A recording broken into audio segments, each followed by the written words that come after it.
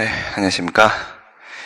2013년도 법전협 1차 모의시험, 오늘부터 법학전문대학원 협의회 문제를 시작을 하는데, 지금 이제 1차 13년도 모의시험 문제를 보면 그간 이제 질문하는 방식이나 접근 방법이 조금 많이 다릅니다. 많이 달라서 불이타 대비용이다 이렇게 생각을 하시면 될 것 같아요. 조금 접근 방법이 좀 달라서 익숙하지 않을 수 있고요. 설명이 되기 좀 힘든 부분들도 조금 있습니다.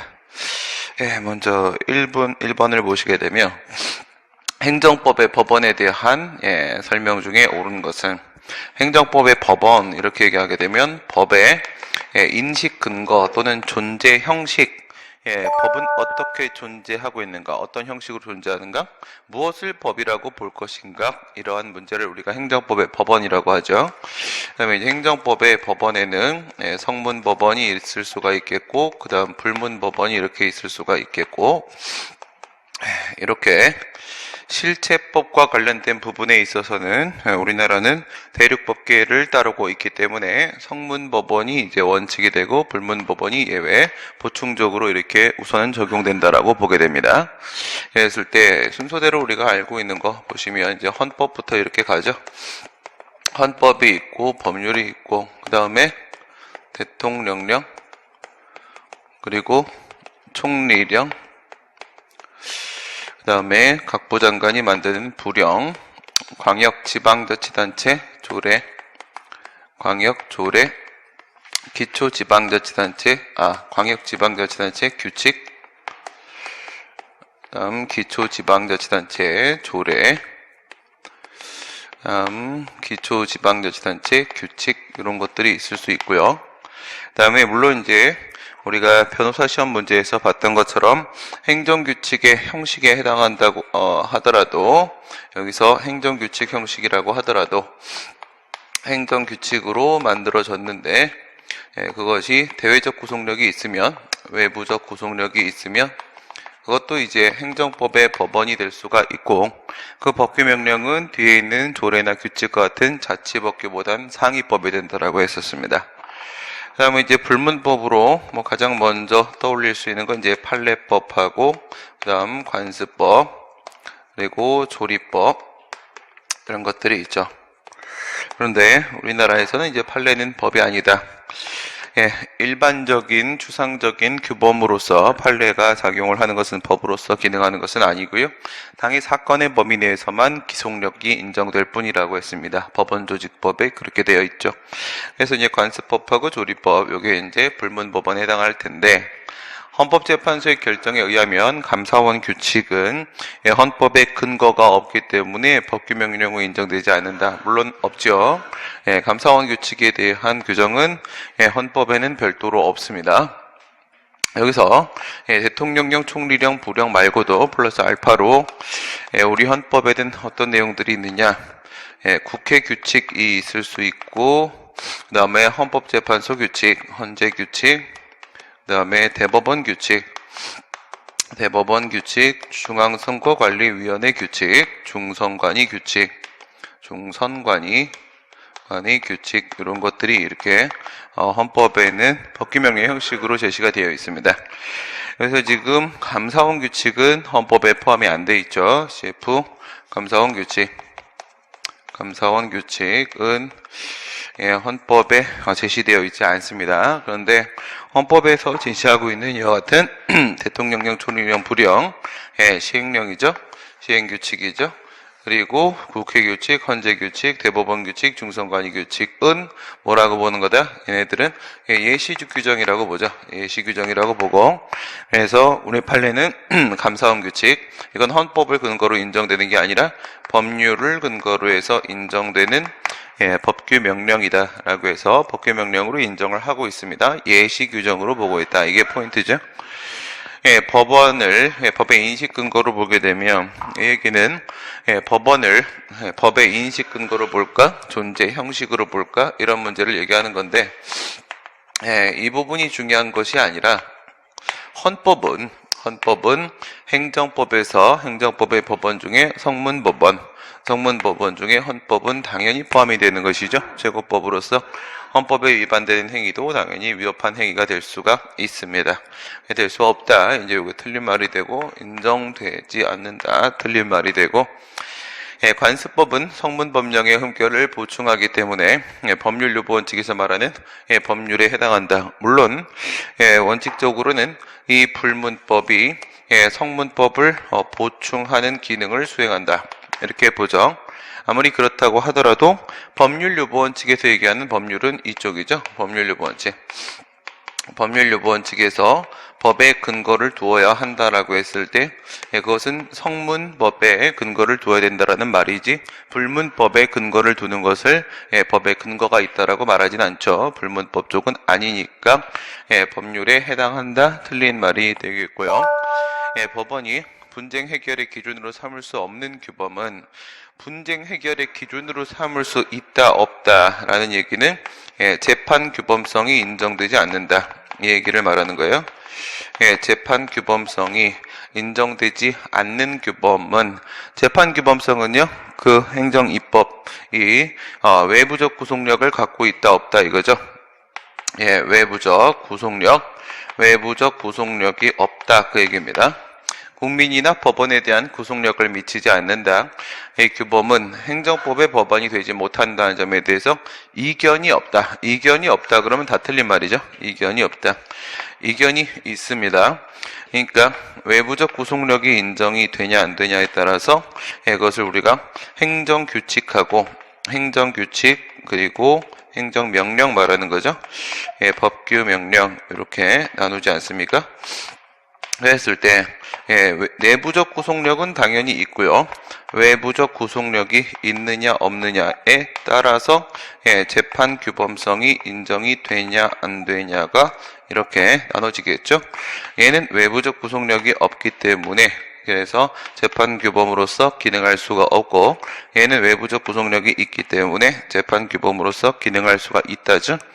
그런데 행정법의 법원에 대한 관념적 범위에 대한 문제는 이 법규명령만 인정하는 견해도 있고 이것만 법률과 함께 법규명령만 이것만 행정법의 법원에 포함된다 이렇게 보는 견해도 있지만 협의설, 광의설에 따르게 되면은 외부적 구속력은 없지만 그래도 행정법의 법원에 그냥 포함된다 이렇게 보는 견해도 있어요. 뭐 이런 식의 얘기가 우리가 어디서도 얘기가 나왔었냐면 행정규칙 형식의 행정규칙의 법적 성질은 무엇인가 이렇게 얘기했을 때 외부 법규성설 말고 내부 법규성설이라는 것도 있었죠. 행규 플러스 행규, 행정규칙 형식의 행정규칙이라고 하게 되면 우리 판례는 이제 원칙적으로 대외적 구속력이 없다 해서 아무런 구속력을 갖지 않는다. 비법규성설이라는 입장을 취하고 있고요. 비법규성설. 그 다음 이것은 아예 무엇이다? 얘는 법규명령이다. 이렇게 보는 외부 법규성설도 있고 외부 법규성설. 그 다음에 내부 법규성설도 있고 내부 법규성설. 그 다음에 자기구속 원칙을 매개로 해서 법규명령으로 인정될 수 있다. 헌법재판소의 입장이죠. 준법규성설. 최근 대법원은 이 준법규성설로 지금 넘어가고 있는 과정에 있습니다. 대법원은 여기서 여기로 이렇게 넘어가고 있는 입장에 있는 게 이게 대법원 대판. 그 다음에 헌법재판소는 요게 헌법재판소 입장, 요게 헌재 이렇게 되죠. 근데 여기에 보면은 이상한 견해가 하나가 있단 말이에요. 내부 법규성설 이겁니다. 내부 법규성설. 그러니까 내부적 구속력만 있는 경우에도 법규성을 인정을 하겠다. 내부 법규라는 걸 인정하겠다. 내부 법규. 내부 법규라는 존재를 인정을 하겠다. 그러나 이 내부 법규는 뭐가 아니다? 이것은 재판 규범은 아니다. 외부적 구속력이 없는 건 마찬가지라고 봅니다. 그렇게 보면 뭐랑 차이가 없냐면 이 비법규성설이랑 사실상 얘는요 차이가 없어요. 차이가 없습니다. 차이가 없는데, 이 내부 법규 역시도 우선은 법규의 범위 안에 포함을 시킨다는 거예요. 법규 범위 안에 포함을 시키는데, 어쨌든 외부적 구속력은 없으니까 얘가 재판 규범이 될 수 있는 건 아니에요. 그냥 관념적으로다가 법규라는 거의 범위를 그냥 확대하는 겁니다. 법규라는 범위를. 그런 거랑 비슷한 거예요. 세상에 견해 대립이 없는 곳은 없습니다. 여기서 법원의 범위를 큰 의미는 없는데 그냥 여기 행정규칙까지 법원 안에 포함을 시키자라는 견해가 있어요. 뭐 생선이 뭐 고래가 생선이다 뭐 이런 견해도 있고요. 그죠? 그래서 이견이 없다 그러면 무조건 틀린 말이 되고요. 행정법의 일반 원칙은 다른 법원과의 관계에서 보충적인 법원에 그치지 않고 독자적인 법원으로서 기능한다. 그러니까 이 행정법의 일반 원칙은 조리법 말하는 거죠. 조리법, 비평신자, 목동, 부실사 이렇게 생각을 해보시면요. 뭐 하나만 예를 들어볼까요? 비평신자, 목동, 부실사 이렇게 들어가시게 되면 평신자가 아닌 목동은 다리가 부실해서 사망에 이르게 된다라는 우리 하나님의 공의의 하나님의 조리법 원리입니다. 이렇게 했을 때 비례원칙, 평등원칙, 신뢰보원칙, 자기구속원칙, 목적 위반, 동기부정, 부당결부금지원칙, 실권의 법리, 사실오인에서 이 신뢰보원칙을 한번 생각해봐요. 성문 법원이 없는 곳에만 보충적으로 들어가는 게 바로 불문법으로서 조리법인 것인가 이렇게 생각을 해보시게 되면 신뢰보원칙 같은 경우에는 얘는 대체로 무엇을 동반합니까? 얘는 법률 적합성에 희생을 동반하지 않습니까? 법률 적합성에 희생을 동반하는데 이 법률 적합성이라고 했을 때 이것은 무엇에 대한 적합성이에요? 보통 성문법에 대한 적합성이죠. 그러니까 성문법이 없는 곳에만 적용되냐? 그게 아니라 성문법이 있어도 신뢰보원칙은 밀고 들어가서 싸움을 붙여버립니다. 싸움을 붙여서 이겨버리는 경우들도 많이 있죠. 그러니까 불문법이라고 해서 반드시 보충적으로만 적용된다라고 볼 수는 없어요. 여기서 보충하기 때문에 라는 말이 틀린 말은 아니야. 그런데 보충적 법원에만 해당한다라고 하면 틀린 말이 되는 거예요. 그래서 상당히 참 미묘한 차이를 이제 벌리려고 지금 하고 있습니다. 개인적 공권 이런 문제는 신경 안 써도 됩니다. 이제 이런 건 안 내요. 내신 분은 이분은 나이가 지금 500살이 넘으셔서 이런 걸 내시는 건데 500이 넘으면 돌아가시는 게 맞을 것 같고요. 이제 원래 있던 곳으로 가셔야죠. 도깨비도 아니고. 이런 거 내시면 안 돼요. 오토마이어, 뭐 독일의 행정법의 아버지, 그러면 우리나라 행정법의 아버지, 신민, 뭐 이런 거 내야 되잖아요. 이거 내 이름 나오면 이상하잖아요. 그쵸? 그래서 공권의 체계와 무슨 이런 역사 알아서 뭐 하겠습니까? 옐리네크, 빌러 이런 친구들 얘기하는 거예요.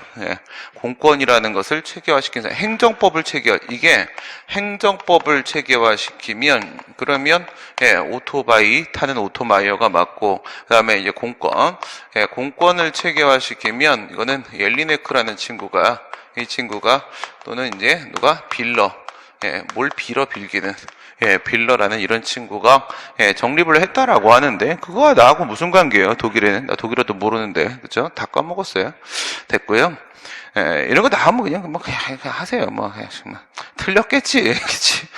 법률의 보호 목적에 의한 개인적 공권과 반사적 이익의 구별은 입법자의 의사를 중시하는 것이다. 요거의 구별 얘기할 때, 요거 이제 뭘 얘기하려고 하는 거예요? 공권이 성립이 된다라고 했을 때, 공권이 성립이 되려면, 뭐하고 필요하죠? 여기서, 강행법규에 의한 의무부가, 국가에 대한, 국가적 공의무, 그 다음에 의무부관 강행법규의 사익보호성, 요게 이렇게 인정이 되어야 될 거 아니겠습니까? 그런데, 이 사익보호성을 인정을 하면서 법률상 보호이익이죠. 법률의 범위를 확대시킬 수도 있고 보호의 범위를 확대시킬 수도 있죠. 법률의 범위를 양적으로 확대를 시키고 그 다음에 보호의 범위를 질적으로 확대를 시키고 이런 얘기하니까 뉴스 생각나네요. 어젯밤에 뉴스를 잠깐 봤는데 보니까 이명박 씨가 이제 박근혜 씨하고 비교했을 때 양적으로 그 죄가 적지 않고 질적으로 약하지 않다. 뭐 이런 얘기 양적 질적 아무 때나 갖다 붙이는 게 난데 쟤네도 막 갖다 붙이는구나. 그래서 양측 실제 이렇게 나누면 되게 표현이 편해요. 편해서 이렇게 많이 하는데, 뭐 그런 얘기가, 큰일 났죠, 이제, 이명박 씨도. 그래서, 이 부분 얘기하려는 거야, 이 부분. 이 부분 생각을 해보시게 되면, 여기서 사익보상이 인정이 안 되면, 그거는 이제 공권이 아니고, 이분할, 만약에 이게 아니라고 하게 되면, 그런 걸 우리가 반사적 이익이라고 하죠. 반사적 이익. 반사적 이익. 그래서, 이 반사적 이익이, 이 질적 범위 부분에서 뭐 나옵니까? 목적론적 해석 얘기하죠. 목적론적 해석. 명시적으로, 공법이니까 사익을 보호한다라는 명시적 규정이 있는 경우는 찾아보기 드뭅니다. 그렇기 때문에 명시적으로 사익을 보호하지 않는다 하더라도 해석을 통해서 사익 보호성이 인정되면 그러면 공권 인정될 수 있다라고 했을 때 그러면 해석을 통해서 본다는 얘기가 뭐예요?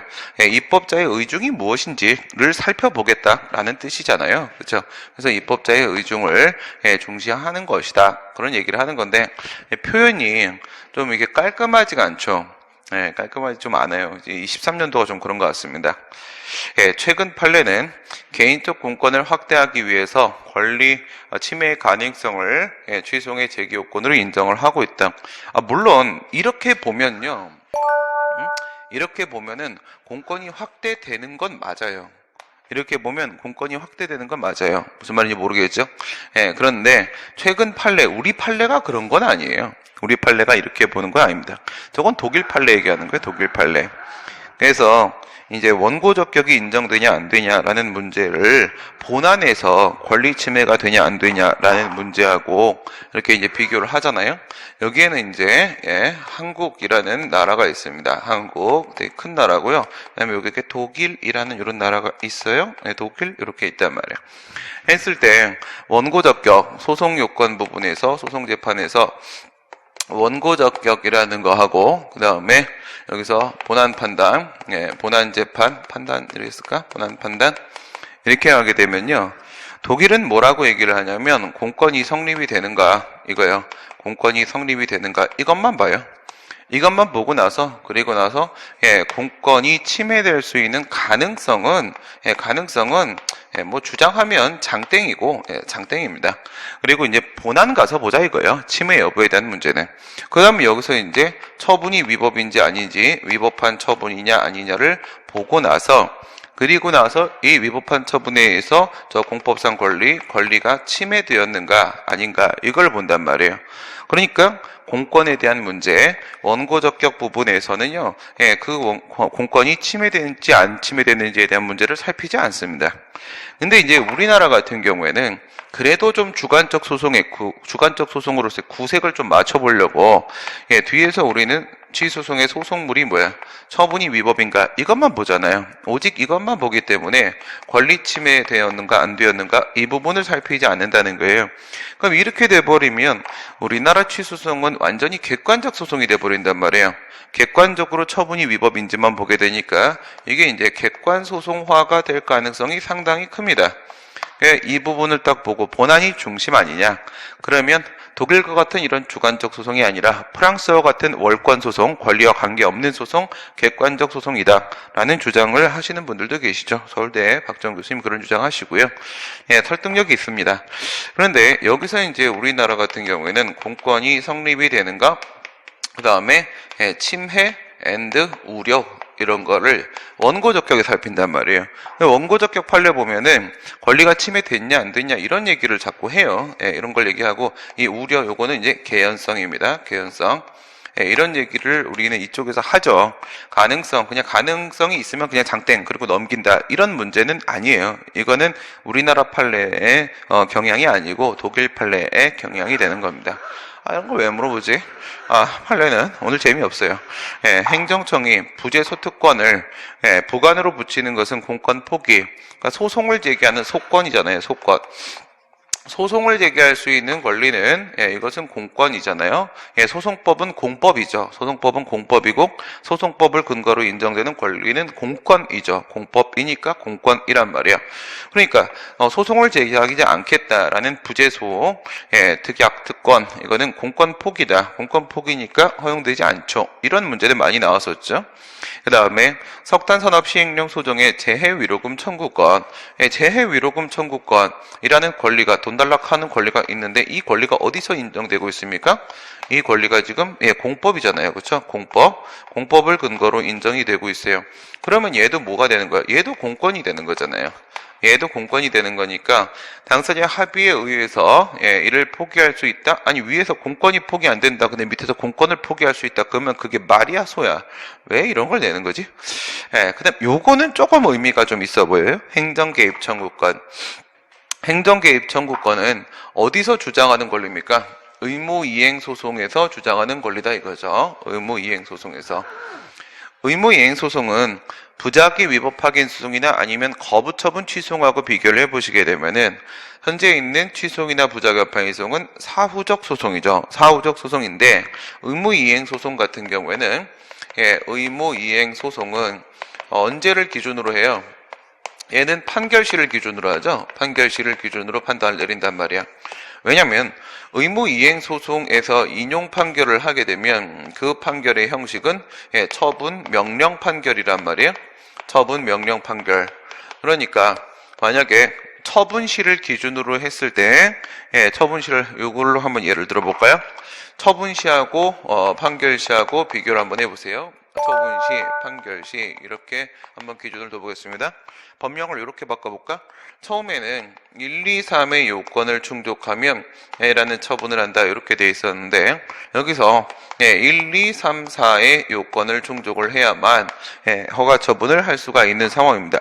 근데 여기서 1, 2, 3의 요건은 갖췄고요. 근데 4번 요건은 중간에 법령 개정이 들어온 거예요. 중간에 이렇게 법령 개정이 들어왔다.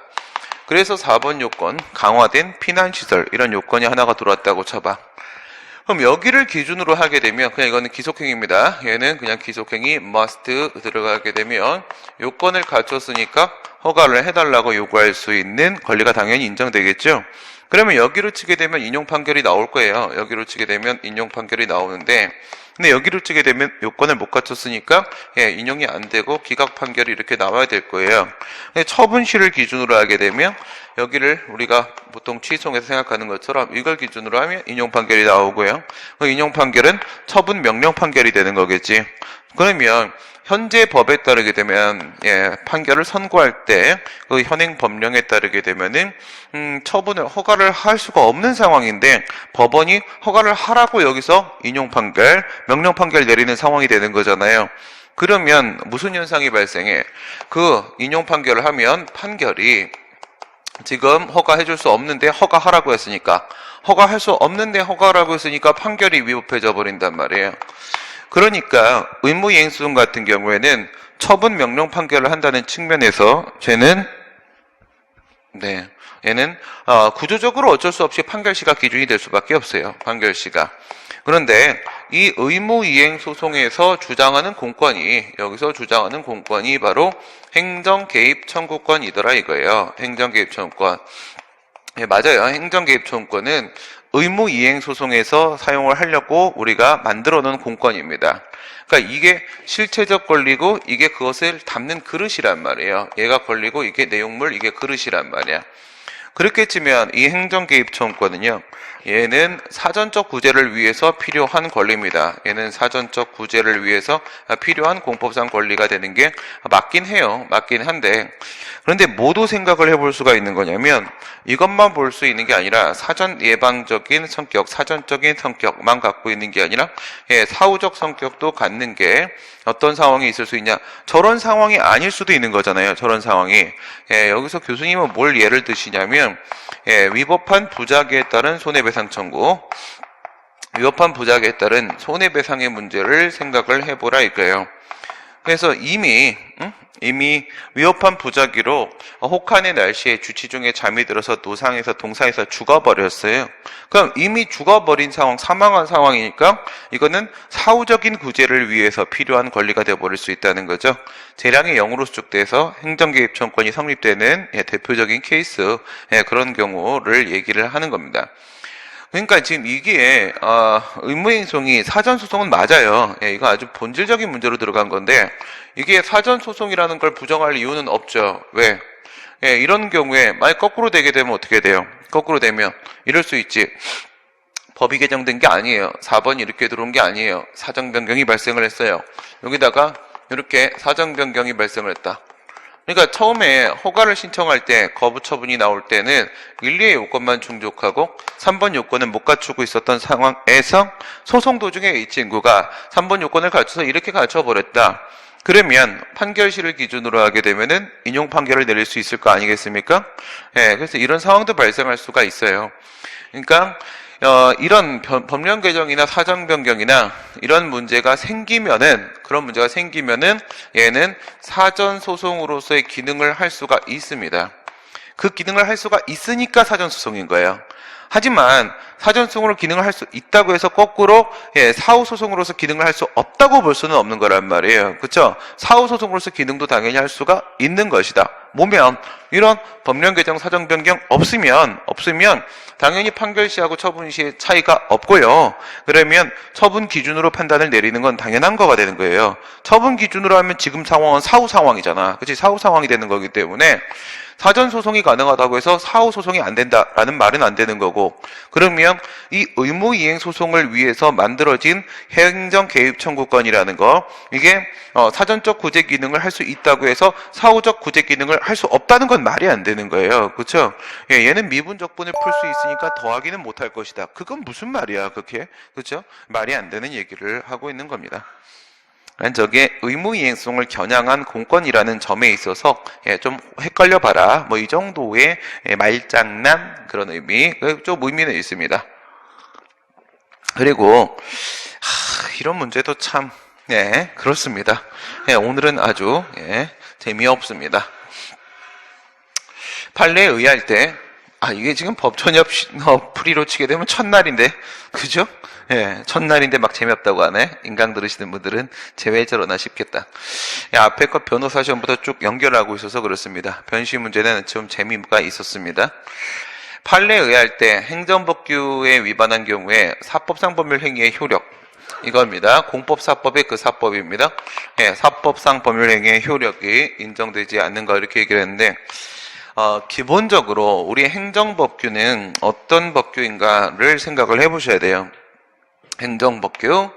행정법규는 사법과 달리 행정법규는 얘는 원칙적으로 뭐예요? 얘는 단속법규란 말이에요. 단속법규.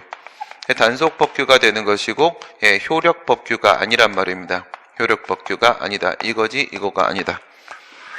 그러니까 법을 위반했다라고 하게 되면 우리 맨날 혼내주잖아. 그죠? 제재 처분이 나온단 말이에요. 단속법규이기 때문에 법 위반 행위를 하게 되면은 어떤 것들이 나오냐면 뭐 강제 집행을 한다거나 아니면 뭐 행정벌을 부과한다라거나 이런 것들로 이제 연결이 보통 된단 말입니다. 무효라고 보지 않는다는 거야. 우리가 그걸 생각해 봐요. 무효가 노점, 불법 노점 생각해 봅니다. 불법 노점을 했단 말이에요. 그러면 허가를 받지 않고 포장마차 노점을 해가지고 떡볶이를 팔았다라고 하게 되면, 그러면 이제 뭐 행정벌 등의 대상이 될 수는 있겠지만은, 그렇다고 해서 그 사법상 계약의 효력이 무효가 되는 것이냐 이거예요. 이게 무효가 될까요? 무효가? 그럼 지금까지 내가 떡볶이 팔아서 받은 돈은 다 무효인 계약의 기초에서 받은 돈이니까 다 뱉어내야 됩니까? 그건 아니잖아요. 내 떡볶이입니다. 내 떡볶이 판 거니까 당연히 내 돈입니다.